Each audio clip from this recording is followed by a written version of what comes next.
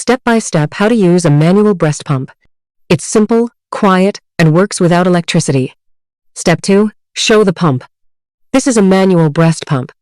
There is no motor, no battery, and no wires. It works only with gentle hand pressure. Step 3. Parts explanation. Here is the handle, the flange, and the bottle. Make sure all parts are clean before you start. Step 4. Positioning.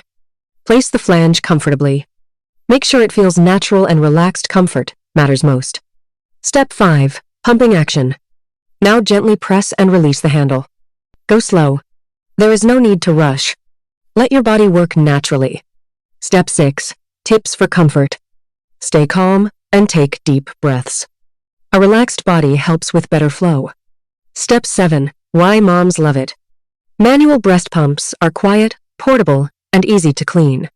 They are great for home, travel, or night use. Step 8. Closing. If you want a simple and natural pumping experience, this manual breast pump is a great option. Thanks for watching.